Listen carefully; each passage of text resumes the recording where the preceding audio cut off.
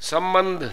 पूर्व श्लोक में भगवान ने अर्जुन को लोक संग्रह की ओर देखते हुए कर्मों का करना उचित बतलाया। इस पर यह जिज्ञासा होती है कि कर्म करने से किस प्रकार लोक संग्रह होता है। अतः यही बात समझाने के लिए कहते हैं, यद्यदाचरति श्रेष्ठस्तत्तदेवेतरो जनः स यत्प्रमाणं कुरुते लोकस्तदनुवर्तते। श्रेष्ठ पुरुष जो जो आचरण करता है, अन्य पुरुष भी वैसा वैसा ही आचरण करते हैं। वह जो कुछ प्रमाण कर देता है, समस्त मनुष्य समुदाय उसी के अनुसार बरतने लग जाता है। प्रश्न, यहाँ श्रेष्ठ पद किस मनुष्य का वाचक है? उत्तर, जो संसार में अच्छे गुण और आचरणों के कारण धर्मात्मा विख्यात हो गया है। जगत के अधिकांश लोग जिस पर श्रद्धा और विश्वास रखते हैं, ऐसे प्रसिद्ध माननीय महात्मा ज्ञानी का वाचक यहाँ श्रेष्ठ पद है। प्रश्न, श्रेष्ठ पुरुष जो जो कर्म करता है, दूसरे मनुष्य भी उन कर्मों को ही किया करते हैं। इस वाक्य का क्या भाव है? उत्तर, इस वाक्य से भगवान ने ये भाव दिखलाया है कि उपर्युक्त महात्मा यदि अपने वर्ण आश्रम के धर्म का भलीभांति अनुष्ठान करता है, तो दूसरे लोग भी उसकी देखा देखी अपने अपने वर्णाश्रम के धर्म का पालन करने में श्रद्धापूर्वक लगे रहते हैं।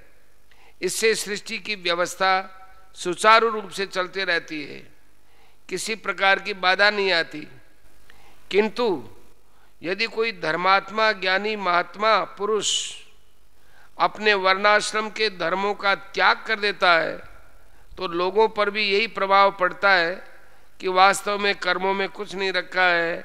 यदि कर्मों में कुछ सार होता तो अमुक महापुरुष उन सब को क्यों छोड़ते, ऐसा समझकर वे उस श्रेष्ठ पुरुष की देखा देखी अपने वर्ण आश्रम के लिए विहित नियम और धर्म का त्याग कर बैठते हैं। ऐसा होने से संसार में बड़ी गड़बड़ मच जाती है और सारी व्यवस्था टूट जाती है। अतएव महात्मा पुरुष को लोक संग्रह की ओर ध्यान रखते हुए अपने वर्ण आश्रम के अनुसार सावधानी के साथ यथा योग्य समस्त कर्मों का अनुष्ठान करते रहना चाहिए। कर्मों की अवहेलना या त्याग नहीं करना चाहिए। प्रश्न, वह जो कुछ प्रमाण कर देता है, मनुष्य समुदाय उसी के अनुसार बरतने लग जाता है। इस वाक्य का क्या भाव है? उत्तर, इससे भगवान ने यह भाव दिखलाया है कि श्रेष्ठ पुरुष स्वयं आचरण करके और लोगों को शिक्षा देकर जिस बात को प्रामाणिक कर देता है, अर्थात लोगों के अंतःकरण में विश्वास करा देता है कि अमुक कर्म अमुक मनुष्य को इस प्रकार से करना चाहिए और अमुक कर्म इस प्रकार नहीं करना चाहिए, उसी के अनुसार साधारण मनुष्य चेष्टा करने में लग जाते हैं।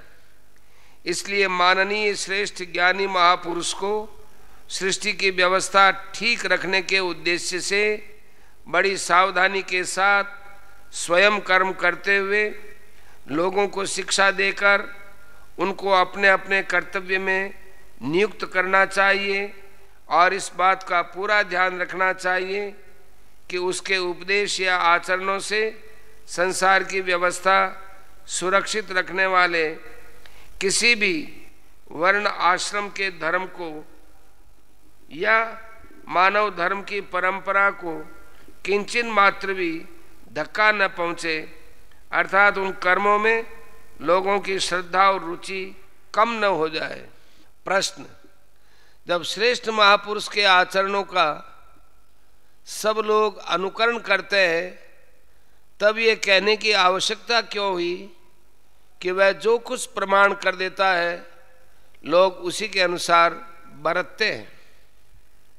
उत्तर, संसार में सब लोगों के कर्तव्य एक से नहीं होते। देश, समाज और अपने अपने वर्णाश्रम, समय एवं स्थिति के अनुसार सबके विभिन्न कर्तव्य होते हैं।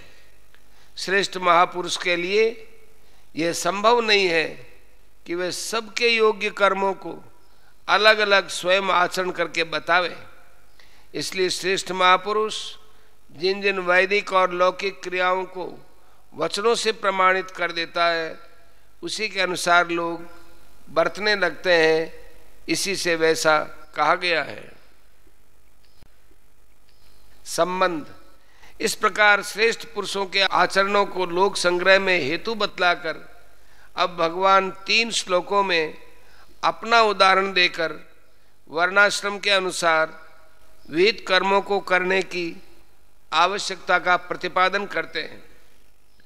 न मे पार्थास्ति कर्तव्यम त्रिषु लोकेषु किंचन नानुवाप्तमवाप्तव्यम वर्त एव च कर्मणि। हे अर्जुन, मुझे इन तीनों लोकों में न तो कुछ कर्तव्य है और न कोई प्राप्त करने योग्य वस्तु अप्राप्त है, तो भी मैं कर्म में ही बरतता हूं। प्रश्न। अर्जुन को पार्थ शब्द से संबोधित करने का क्या भाव है? उत्तर। कुंती के 2 नाम थे, पृथा और कुंती। बाल्यावस्था में जब तक वे अपने पिता सूरसेन के यहाँ रहीं, तब तक उनका नाम पृथा था, और जब वे राजा कुंती भोज के यहाँ गोद चली गई, तब से उनका नाम कुंती पड़ा। माता के इन नामों के संबंध से ही अर्जुन को पार्थ और कौन्तेय कहा जाता है। यहाँ भगवान अर्जुन को कर्म में प्रवृत्त करते हुए परम स्नेह और आत्मीयता के साथ पार्थ नाम से संबोधित करके मानो ये कह रहे हैं कि मेरे प्यारे भैया, मैं तुम्हें कोई ऐसी बात नहीं बतला रहा हूं जो किसी अंश में भी निम्न श्रेणी की हो। तुम मेरे अपने भाई हो।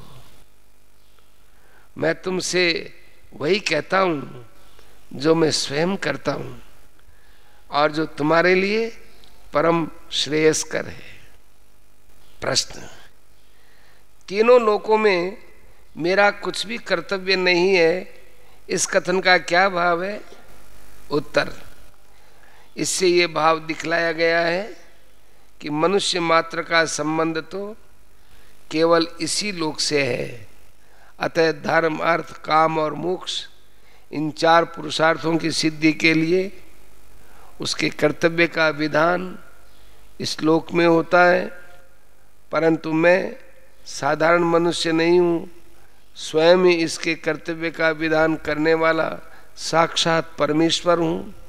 अतः स्वर्ग, मृत्युलोक और पाताल, इन तीनों ही लोकों में सदा स्थित हूँ। मेरे लिए किसी लोक में कोई भी कर्तव्य शेष नहीं है। प्रश्न। मुझे इन तीनों लोकों में कोई भी प्राप्त करने योग्य वस्तु अप्राप्त नहीं है, इस कथन का क्या भाव है? उत्तर। इस कथन से भगवान ने ये भाव दिखलाया है कि इस लोक की तो बात ही क्या है, तीनों लोकों में कहीं भी ऐसी कोई प्राप्त करने योग्य वस्तु नहीं है जो मुझे प्राप्त न हो, क्योंकि मैं सर्वेश्वर, पूर्ण काम और सबकी रचना करने वाला हूँ। प्रश्न। तो भी मैं कर्म में ही बरतता हूँ, इस कथन का क्या भाव है? उत्तर। इससे भगवान ने ये भाव दिखलाया है कि मुझे किसी भी वस्तु की आवश्यकता नहीं है और मेरे लिए कोई कर्तव्य शेष नहीं है, तो भी लोक संग्रह की ओर देखकर मैं सब लोगों पर दया करके कर्मों में ही लगा हुआ हूँ, कर्मों का त्याग नहीं करता।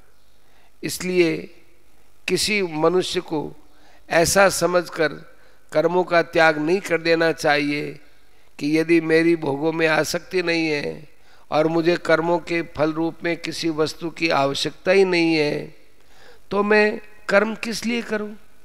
या मुझे परम पद की प्राप्ति हो चुकी है, तब फिर कर्म करने की क्या जरूरत है? क्योंकि अन्य किसी कारण से कर्म करने की आवश्यकता न रहने पर भी मनुष्य को लोक संग्रह की दृष्टि से कर्म करना ही चाहिए।